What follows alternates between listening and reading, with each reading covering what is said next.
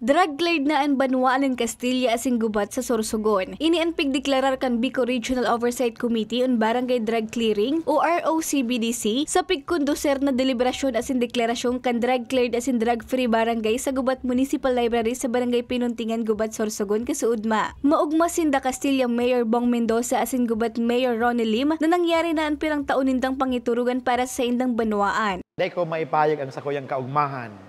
Dahil sa kahaluyang kang panahon, nadeklara na kaming drug-cleared municipality. Grabe ang pigibutan na effort. Sa totoo lang, grabe talaga ang pigibutan na paagi para ma-drug-cleared kita. Imagine, we have 34 barangays and 22 barangays talagang affected kang drugs. 12 lang ang dai. Pero naipailing tangon niya na nagibuta sa tabang siyempre kang manlain-lain na agency kang munisipyo. Kaya po ngunyan, I'm proud na ang Castilla naging drug-cleared municipality na.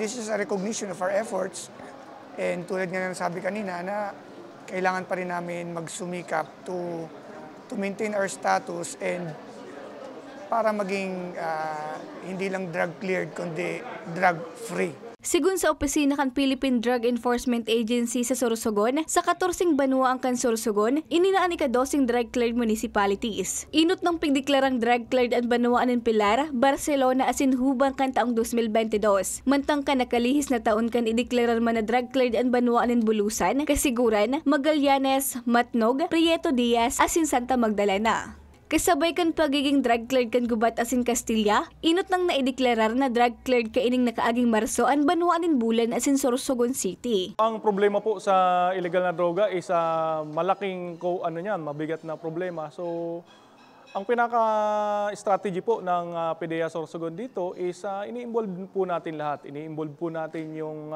mga local government units, yung ating mga government agency, yung PNP, yung Armed Forces, at yung mga counterparts na nandito sa probinsya, lahat po tulong-tulong sa pagsugpo ng laban sa illegal na droga. Sigun kay PDEA Bicol Director Edgar Chubay, halos 2% ng drug-cleared ang Sorsogon kung saan ang Banwaan na sa naninirusin asin Dunsol, ang pigmamaniugot nindang makasabay naman sa listahan. Kung in kasong mangyari ini, posible daang magan pinakaprimerong drug-cleared province sa Bicol ang probinsya ng Sorsogon. Onrayan kang local government unit plus of course onra kang barangays.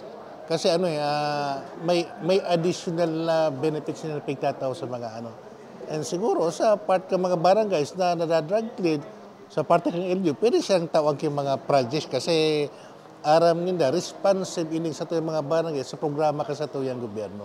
Mientras tanto, pigdeklarar man na drug-cleared na ang Banwaan ng Jose Panganiban sa Camarines Norte, Barangay Bagasbas sa Daet Camarines Norte, Barangay Concepcion asin Barangay Palnab del Norte sa Veracatanduanes, Barangay Poblasyon Batuan asin Barangay Pinamarburan sa Mobo asin Barangay Poblasyon sa Kataingan, Masbate. Sa Albay, drug-cleared naman ang Barangay Ilawod, Inhamnan Grande, Maninila asin Travisia sa Ginubatan, Barangay Tasta sa Ligao City asin Barangay Lanigay sa Pulangi. Para sa mga baratang tatak Bicol, Regine Boy.